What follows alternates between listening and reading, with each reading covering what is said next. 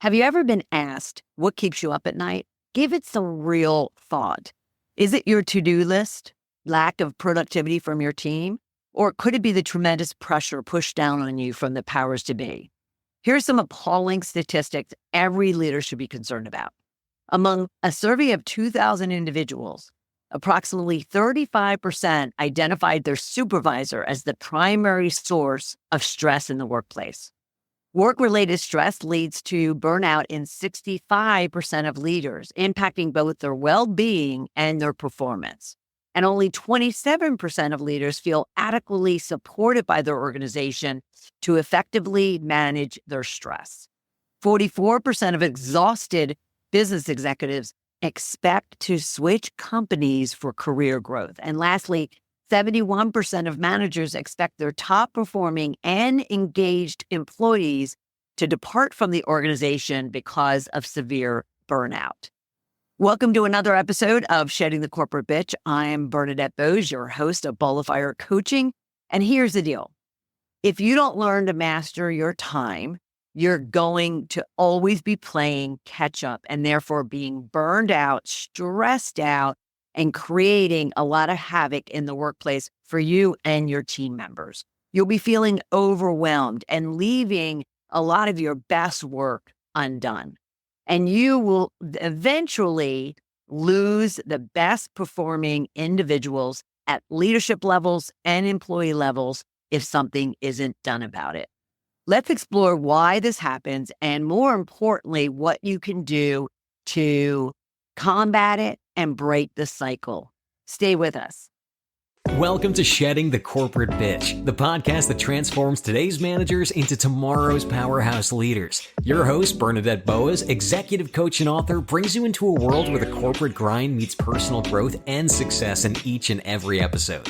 With more than 25 years in corporate trenches, Bernadette's own journey from being dismissed as a tyrant boss to becoming a sought-after leadership coach and speaker illustrates the very essence of transformation that she now inspires in others with her tips, strategies, and stories. So, if you're ready to shed the bitches of fear and insecurity, ditch the imposter syndrome, and step into the role of the powerhouse leader you were born to be, this podcast is for you. Let's do this. There were definitely times in my corporate career and over the last 16 years of my entrepreneurial business where I just was going 20 hours a day, just feverishly working through my to-do list. And to the point where I would either get home or be at home and just crash on the couch, just absolutely exhausted and burned out from just going, and wondering, am I really making a difference? Am I adding value? Am I impacting anything?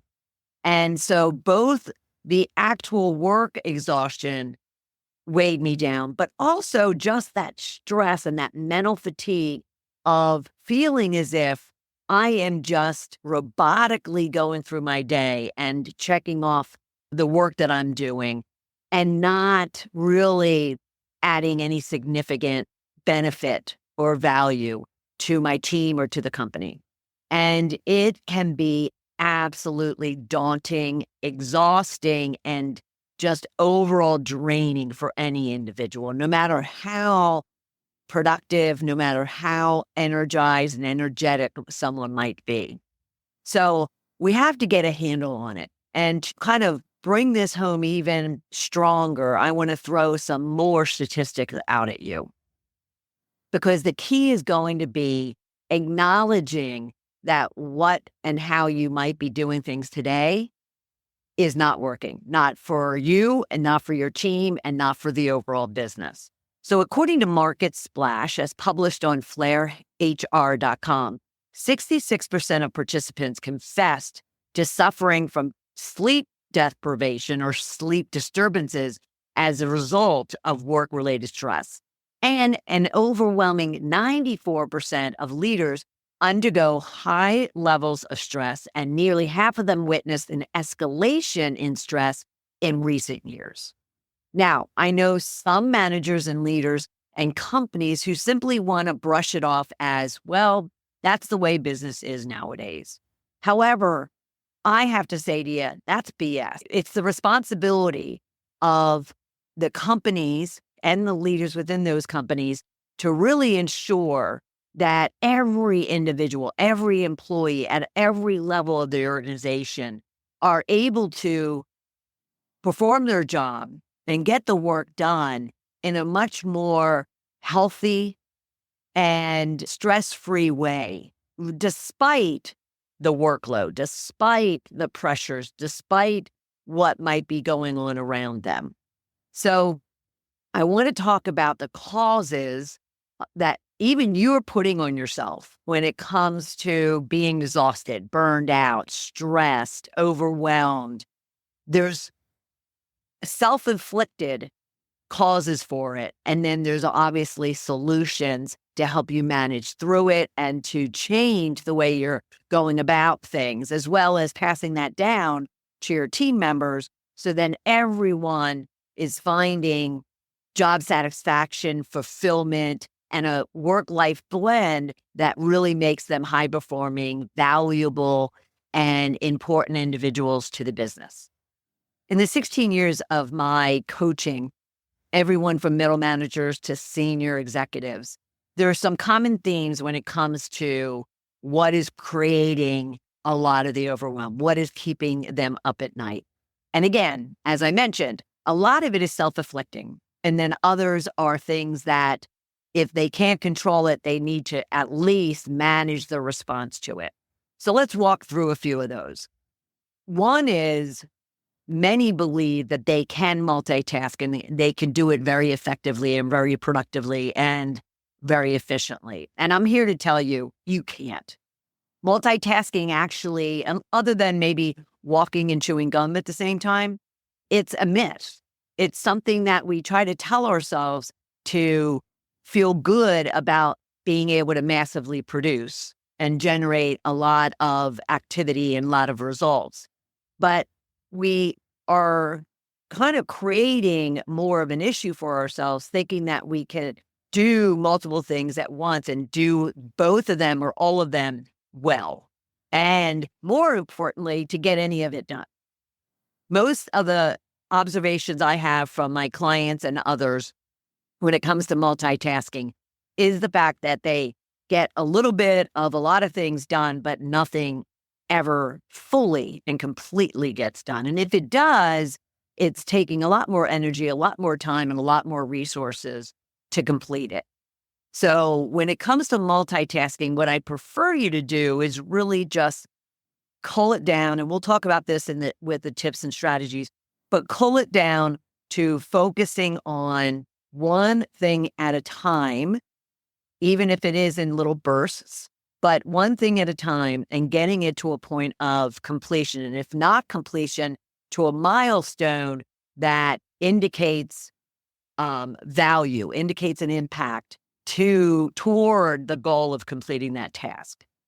The other reason or challenge that individuals have is that their calendars are just way too full. And I have this conversation probably on a daily basis with my clients. I'll ask how much white space they have on their calendars, and they just laugh at me.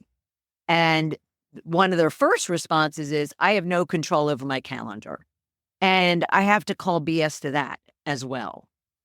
Sure, there are obligated meetings, obligated appointments that you have to have on your calendar.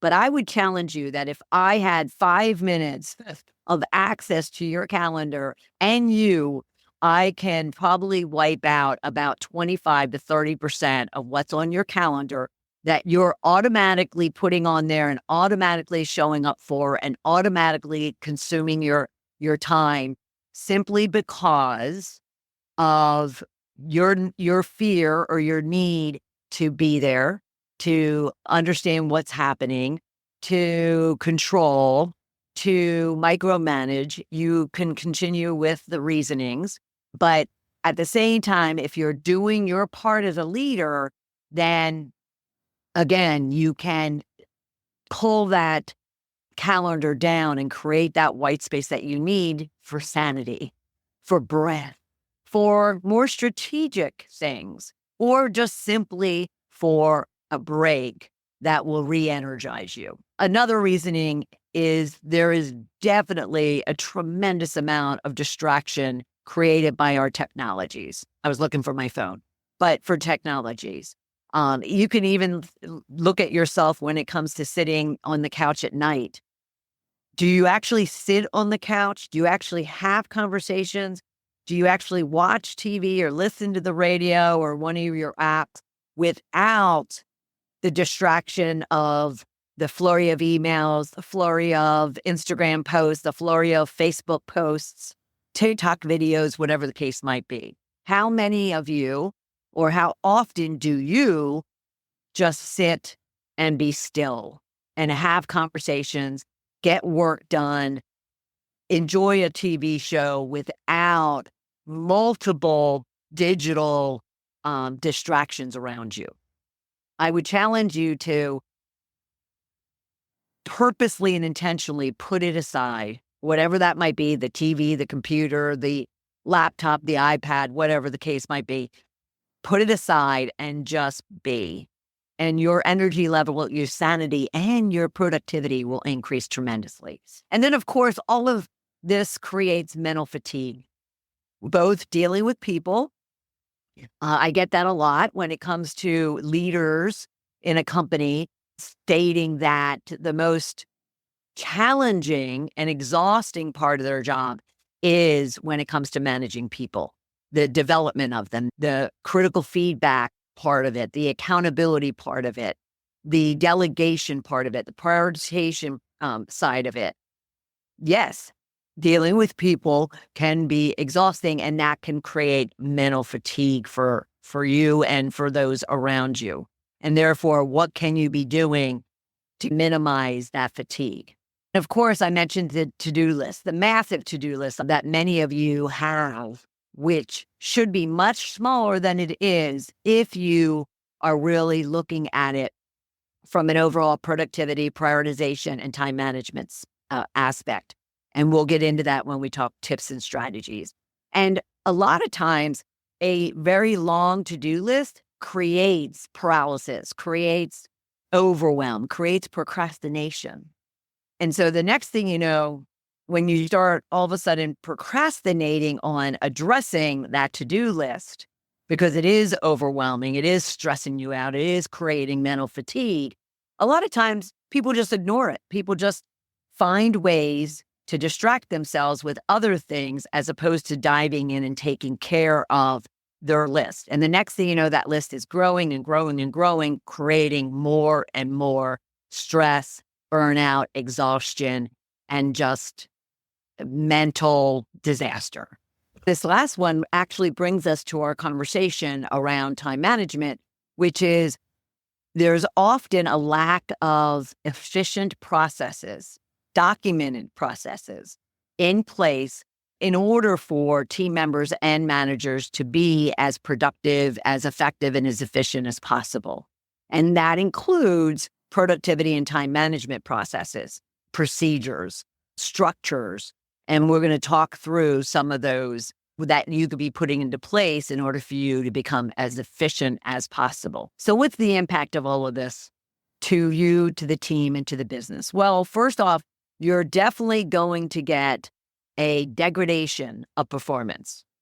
When someone's overwhelmed, not clear on the expectations or what it is that they need to be doing, the goals, the objectives for the work that they're doing, that laundry list, they really don't understand how that's going to contribute to the overall success of the team and the business, then their performance is just reduced. They become stagnated. They become paralyzed. They become stressed out and fatigued over it. And therefore, they might even create that procrastination we talked about, or that paralysis of not doing anything because of the fact that they just are sitting there very stressed and burned out and overwhelmed. So your job is to give them the tools and the processes and the strategies for overcoming that. The next one would be there will be a lot of career stagnation from you and team members when all of a sudden they're not managing their time. They're not prioritizing. They're not purposely and intentionally planning what it is and why it is they're doing their work. They're doing their job.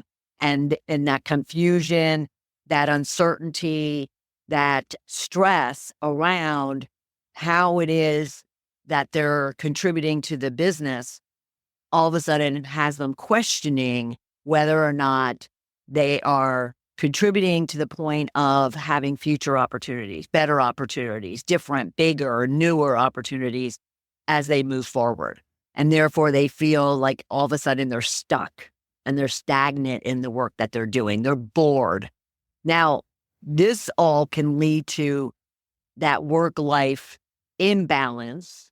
I don't believe in balance. I believe in a blend, but the imbalance is created when all of a sudden that to-do list is causing them to work endless hours, causing you to work endless hours, or for you to work the weekends, not take vacations. I hear that a lot from my clients. And therefore, all of a sudden, everything goes out of kilter. Family, relationships, social life, all of that gets impacted as a result of someone not having a nice blend of both a work life and a home life as a result of the pressures and the stress that their work is putting on them. Now, from a business perspective, if all of a sudden individuals' performance is being degraded, if they feel that they're stuck and they're stagnant in the work that they're doing and they don't have a nice work-life blend, well, all of a sudden, overall team performance and business performance will take a hit, and that will drive down productivity, that will drive down profitability, and that will drive down people's success or people satisfaction, and therefore increase the probability of turnover, increase the probability of lost profitability, overall employee satisfaction and manager effectiveness. But overall, the business will take a hit when it comes to the mental fatigue, the stress, and the overwhelm. Employees, especially your leaders, who also then need to be inspiring, motivating, and growing their team members, it'll just put all of that at huge risk. Let alone, another impact is relations with external stakeholders. That could be vendors, clients, strategic partners, all get impacted because if you have disgruntled employees, burned out employees, fatigued employees showing up and coming face to face with any of those individuals, well, and all of a sudden they are not showing up in the best light. They are being disgruntled, complaining, putting the company's brand in a bad light, and or they are acting out and projecting their frustration onto those individuals. That will create huge liability for the company in many ways: brand, reputation, credibility, revenue, and profitability. And then lastly, of course, you are putting high potential, high contributing individuals at risk of taking their high potential performance elsewhere. And that will just create more cost, more onboarding, more overall effort in having to replace those employees, when all you need to do is be providing them tools and processes and strategies for managing their stress, managing their workload, managing their response to even change and chaos that might go on in a business, and it will. And that is really all that is needed, is to give them the tools, the processes, the training, the support in, and put it in place so then everyone up and down the ladder throughout the organization has a very intentional, mindful approach to ensuring team health and team overall performance. So let's talk about some strategies and tips for you to master time management, but overall really keep your sanity by ensuring your mental health in managing your time, managing your workload, and managing the level of stress that you're dealing with day in and day out. And so, no specific order, but at the same time, a few of these that I'm going to mention first are ones that, in working with clients for the last 16 years, I have found through them have had the biggest positive impact to their productivity, to their performance, and ultimately to their career success.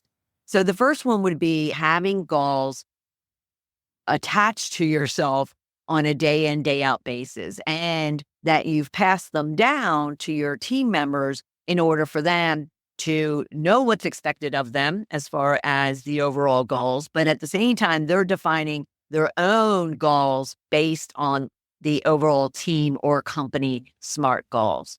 So SMART goals is a methodology for defining and crafting your goals. And very simply, because we'll have a future episode specifically all around SMART goals. But SMART goals is an acronym for being specific, measurable, actionable, relevant, and time bound. Now, you can always Google and search on SMART goals for that methodology, but we will have a future episode in the coming weeks around this. So stay tuned for that. And be sure to subscribe to the show in order for you to become aware of that episode. The second one would be the Pareto principle, and that states that 80% of your results comes from 20% of your effort. Now, what that means is that huge to-do list that you have, only 20% of those are going to be important or valuable to you accomplishing your goals. And so that leads into even the Eisenhower matrix, if you were to use that. And my interpretation of the Eisenhower matrix is the fact that you have 4 categories of how you should take your to-do list and bucket them. So it would be those tasks that you will do, that you can delete, that you can delay, or that you can delegate. Okay, so it's do, delete, delay, or delegate. Now, the Eisenhower matrix kind of puts them in a particular order because those that you can delete, you should automatically just cross off and not pay attention to them. And then those that you can delegate require some thoughtful, intentional planning as far as, all right, these are items I can delegate. To whom should I delegate them? Who's going to be the best individual on my team to get these type of tasks done? Now, this requires trust, that you could trust your team members to get the work done. But that's a huge leadership attribute of which you absolutely need to trust your people because that's why they're there. And then delay, too many times we actually have on our to-do list the things that are easy, the things that are fun, the things that we like to do, and yet they're not priority and they don't have an urgency to them, or they don't have a value that's great toward accomplishing your goal. And therefore, you should just simply delay it. But then there's those that rise to the top in priority, have the biggest impact, and therefore should be done. And those do's are those, since you're not delegating them, they are the ones that you're going to do. So it's a way for you to really organize and prioritize that massive to-do list. Now, I take it one step further, and I would tell you that once you have your do's, because you've either delegated, you've deleted, or you're delaying, once you have your do's, then you want to look at and intentionally plan out what is the impact or the value toward accomplishing the overall goal. And what is that due date that I need to be getting them done? And then you can reprioritize them in what's the most important based on the deadline. What's the most important based on that value that it's going to have to us overall accomplishing this goal. So that would be the next tip and strategy to take, is once you've bucketed them, then work through the scheduling, the prioritization of them based on your overall goal. The next one would be time blocking. Now, this is the one that has had the greatest impact for my clients. And the reason for it is, as I mentioned earlier, one of the biggest challenges and causes for stress and burnout is overloaded calendars. And therefore, time blocking ensures proactively that you are prioritizing your calendar to where you're building into your calendar time for breaks, time for strategic thinking. You're building into your calendar those mandatory must-attend meetings, but then you're looking at and even using the do, delegate, delete, or delay process for saying, do I really need to be attending this meeting? Because I have delegated this meeting and this work to team members. So do I have to be there, or am I just showing up from a control perspective, from a I need to know perspective, from a micromanaging perspective? One of the biggest reasons for burnout and stress that I have found over the last 16 years is someone will tell me I have to be at those meetings. And my job is to press and press and ask questions and ask questions. And eventually we'll discover that, you know what? I don't have to be at 20, 30% of the meetings I'm putting on my schedule. And therefore I am taking them off and I'm time blocking other activities there. Activities that are more strategic, that create more sanity, and that are more people focused, such as I need to spend time with my people, one-on-one or in a group. So time blocking is one of those tools that has significant impact on your productivity and performance. And then, of course, there's a strategy of the 2-minute rule, which means do things in small bursts, do things in small times where you're just going to go at something until 2 minutes is up, 5 minutes is up, 15 minutes is up, whatever you designate. But do small bursts of activities because, again, there's no really such thing as multitasking.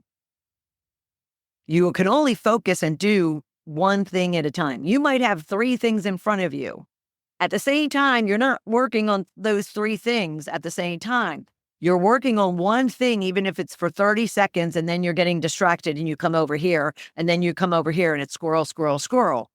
So instead of being all over the place, thinking you're multitasking, acting like a squirrel, intentionally say, I'm going to work on this one thing for 5 minutes. I'm going to then move over to here, work on this for 10. I'm going to move over here and work on this for 10.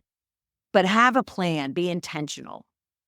Now, what I'm going to add right now, because it just came to me, is if you saw my desk right now, what's in front of me, all that's in front of me are my notes for this particular activity, this task. I don't have anything else. Yes, I have a glass of water and I have my microphone and I have some lights in front of me. But when it comes to anything else that might distract me, I took off my watch because I didn't want it buzzing. I moved my phone away. It's on silent and it's turned over so I can't even see if anything's coming up. That's the best way to eliminate distractions. Just eliminate anything around you and just focus on what it is that you need to get done. Okay?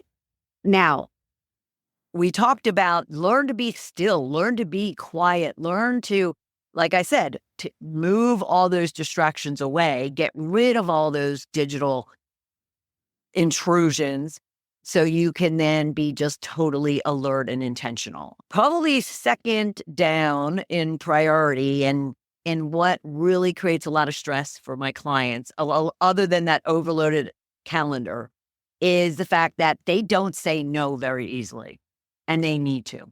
You need to say no. You need to set boundaries. Yes, it's nice if the boss asks you to do something and you automatically say yes. You think you're getting kudos for it, but oftentimes they are actually turning into yes people, or they have already turned into yes people. And therefore, people are just taking advantage of that. People are just not even looking at it as a competitive advantage or a strategic advantage for themselves, or in the eyes of other people. It's just taking for granted that this individual always says yes, never pushes back, will take it on and actually get it done. And therefore, I can continue doing it. You have to learn how to set boundaries. You have to also coach and teach your team members to set boundaries. And the first person who says to me, well, I can't say no to my boss, I want you to reach out and I want you to schedule some time with me at coachmebernadette.com/discovery call, because you can absolutely say no to your boss. And trust me when I say your boss wants you to say no. They may not respond to it like that when you first say no, but your boss also wants to see that you know how to set boundaries, you know how to prioritize, you know how to time manage yourself and your team members in order to be successful in accomplishing your goal. Now, another one that I hold dearly for myself, but also my clients, is reflection, is spending time really understanding your overall showing up, your overall behavior, your overall performance. At the end of the day, take time to think about, okay, how did I go into the day? Was it in a very positive, uplifting, energetic, productive way? Or was I stressed and agitated and disgruntled? And therefore that affected my overall effectiveness throughout the day, individually or even with my team members. But reflect on not only how you show up, but the work that you did, the impact that you had, the value that you brought, the support you provided. Spend time each day in the morning and at night reflecting, so you can learn about yourself as far as what really energizes you or what stresses you out, what environments you work best in and which environments you do not, how you want to connect and engage and communicate with others and how you don't. You really getting an understanding of your own needs and wants is a huge game changer when it comes to your performance and productivity, because many of us don't know. We don't take the time to really sit and think about it, think about who we are, what we need, and what we want.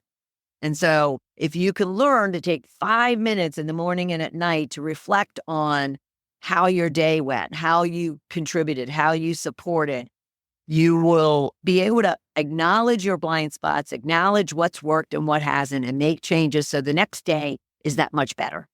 And lastly, you need to ensure that you're assessing your progress, you're assessing the performance of yourself and your team to ensure that you are working toward achieving that goal. And if not, making the changes necessary in order for you to not fall behind, not play catch up, as I mentioned at the very beginning, and that you're successful in being as productive as possible. So make a note of these tips and strategies: SMART goals, Pareto principle, time blocking, the Eisenhower matrix, or in my way of thinking, it's either do, delegate, delete, or delay. Okay? The 2-minute rule, digital detoxing, setting boundaries, reflecting on your overall accomplishments and performance. And then lastly, really being consistent and reviewing, just as we just did, your progress. All right. So a lot of different tools and strategies for you and your team members to use. Pick 1 or 2 of them to start working into your day in, day out, assessing it, tracking it, and seeing how they are shifting your overall performance. And you will be surprised at the energy that you find, the confidence you find, the overall sanity that you find. Time is the one resource that we can't get back. Once it's gone, it's gone. And how we use it also defines our impact as professionals and leaders. Today, we uncovered the common time traps that derail us, the serious consequences of poor time management, and actionable strategies to get you back in control of your sanity. So remember, productivity isn't about doing more. It's about doing the right things at the right time by the right individuals. If you have any questions or challenges yourself and you want some support in identifying which are the best strategies that would work for you based on the challenges that you're having, then don't hesitate to schedule some complimentary time with me. You can go to coachmebernadette.com/discovery call, and let's have a conversation about it. And let's be sure that we get you tips and strategies to keep you moving forward. Until next time, stay bold, stay focused, and keep shedding those corporate challenges and excuses so you can be the powerhouse leader you're meant to be. I'll look forward to having you for another episode of Shedding the Corporate Bitch. Bye. Thank you for tuning in to today's episode of Shedding the Corporate Bitch. Every journey taken together is another step towards unleashing the powerhouse leader within you. Don't miss any of our weekly episodes. Subscribe to our podcast on Apple Podcasts, Spotify, or wherever you love to listen. And for those who thrive on visual content, catch us on our Shedding the Bitch YouTube channel. Want to dive deeper with Bernadette on becoming a powerhouse leader? Visit balloffirecoaching.com to learn more about how she helps professionals, HR executives, and team leaders elevate overall team performance. You've been listening to Shedding the Corporate Bitch with Bernadette Boas. Until next time, keep shedding, keep growing, and keep leading.